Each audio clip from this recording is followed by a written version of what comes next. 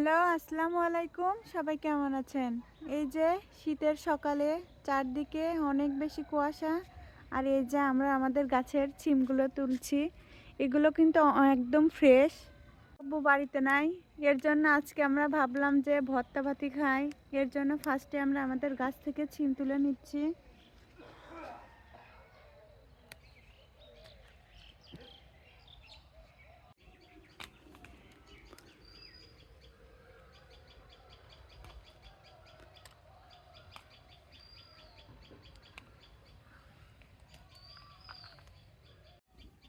এদিকে লাউয়ের ফুলও কিন্তু ধরেছে।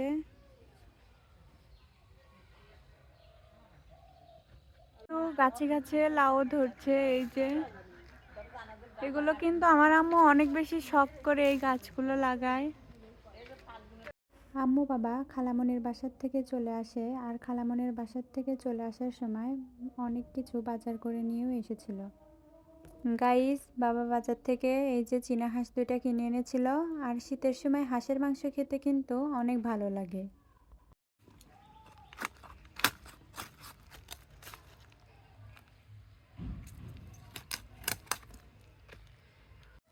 এই যে দুইটা হাঁসই কিন্তু কেটে নেওয়া হয়েছে, ভালোই মাংস হয়েছে। বাজার থেকে কই মাছগুলো কিনে আনা হয়েছে। বাবা যে বাজার থেকে টাটকা টাটকা বেগুনগুলো কিনে এনেছিল, সেগুলো এখন এই যে টাকের শুটকি দিয়ে রান্না করা হবে। আর এই যে এদিকে রয়েছে ট্যাংরা মাছ। এগুলো দিয়ে এই মটরের শাকটাও আম্মু রান্না করে রাখবে। সকালে আসলে অনেক বেশি ঠান্ডা পড়ে, এর জন্য আম্মু বিকেলবেলায় রান্না করে রাখছে সব কিছু। আর শীতের সময় বাসি তরকারি খেতেও কিন্তু ভালোই মজা লাগে। আম্মু ফার্স্টে পেঁয়াজ রসুন ভালোভাবে ভেজে টাকের শুটকিগুলো দিয়ে এখন হলুদের গুঁড়া আর মরিচের গুঁড়া দিয়ে নিল। এক এক করে সব মশলাই দিবে। এখন ধনিয়ার গুঁড়া দিচ্ছে। এগুলো দিয়ে ভালোভাবে কষিয়ে নিবে। আর শুটকি কিন্তু ঝাল ঝাল হলেই মজা লাগে। বেগুনের সঙ্গে মশলাগুলো এখন কষিয়ে নিবে। আর আমার আম্মুর হাতের রান্না মানেই কিন্তু অমৃত। আমার আম্মুর হাতের যে কোনো রান্নায় অনেক বেশি মজা হয়, কারণ আম্মু যে কোনো রান্নায় অনেক বেশি মনোযোগ দিয়ে করে।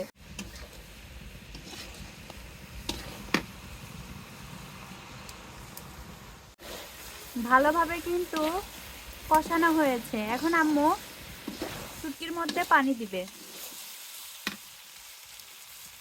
আর কষানোতেই কিন্তু অর্ধেক রান্নাটা হয়ে যায়।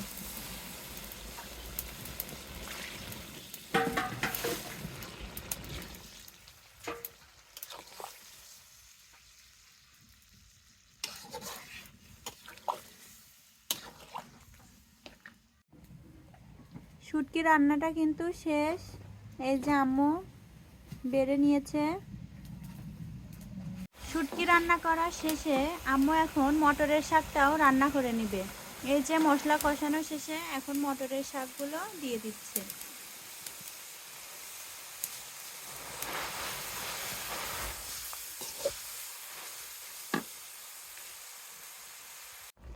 শাকটা কিন্তু 70% রান্না শেষে এখন মাছগুলো দিয়ে দেওয়া হয়েছে।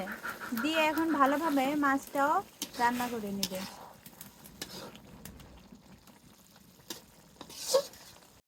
রান্না শেষে তরকারিটা আম্মু বেড়ে নিয়েছিল। তো আজ এ পর্যন্তই। সবাই ভালো থাকবেন, সুস্থ থাকবেন। ভিডিওটি কেমন হয়েছে সবাই কমেন্টে জানাবেন। আল্লাহ হাফেজ।